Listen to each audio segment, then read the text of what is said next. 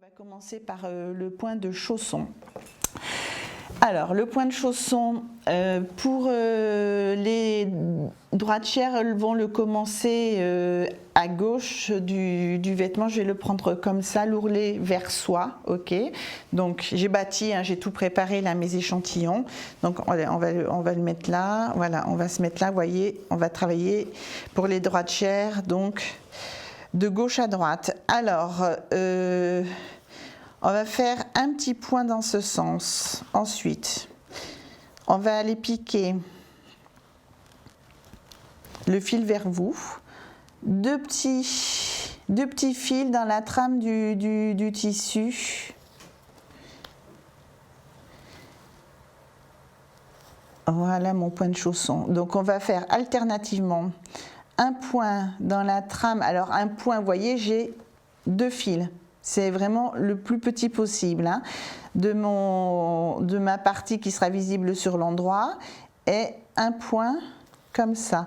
Alors pourquoi il est extensible? Vous voyez que comme je le travaille comme ça, vous avez toujours un petit peu de marge de longueur de fil qui permet de donner un tout petit peu si vous avez des contraintes exercées sur ce fameux ourlet. C'est pour ça que je vous dis, il est vraiment intéressant quand on travaille sur des tissus élastiques, des tissus stretch.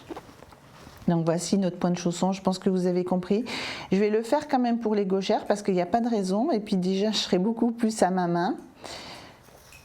Voilà, donc je vais simplement retourner mon ouvrage, passer de la main gauche.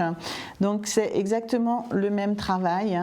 Donc vous allez prendre, là vous pouvez prendre plus que deux fils, hein. En fait vous n'êtes pas limité, il faut que ça tienne quand même. Et c'est sur la partie où vous allez apercevoir le fil sur l'endroit que là il faut prendre deux fils. Alors je vais vous montrer. Quand vous piquez à ce niveau-là, vous pouvez avoir le fil vers vous, vers le bas. Et quand vous piquez sur la partie qui se verra, le fil doit être sur le haut, sinon vous allez vous emmêler. Voilà, là quand je pique par le haut, mon fil est vers le bas, et quand je pique en bas, mon fil est vers le haut. Je ne vous l'ai pas montré ça pour les droitières, je vais vous le faire. Vous voyez, hop. Voilà, pour les droitières, ça va vous donner ça. Donc, quand je pique en bas, mon fil est vers le haut. Voilà, alors quand je dis en bas, c'est vers moi en fait, hein, c'est la partie ici, cette partie de tissu. Voilà, et quand je pique en haut, c'est-à-dire là-haut, mon fil, ici, la boucle de mon fil est vers moi.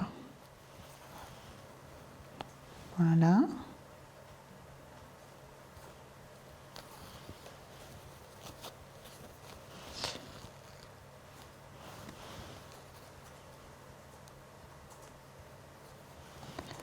Voilà comment vous allez réaliser votre point de chausson. En fait, c'est un point de broderie, le point de chausson. On l'utilise aussi en broderie, il est très sympa à faire. On l'élargit un petit peu, souvent, pour que ce soit plus joli. Mais c'est un point de broderie. Alors vous voyez, mon fil est très mou, hein, j'ai pas trop tiré, bon c'est vraiment de l'échantillonnage, hein, mais normalement mon fil est beaucoup plus tiré, il doit être comme ici, hein, là c'est vraiment ce que je dois obtenir. Et vous avez vu que moi je bâtis toujours mes ourlets avant de les réaliser, c'est beaucoup plus précis, et vous obtiendrez des choses beaucoup plus propres, on va dire.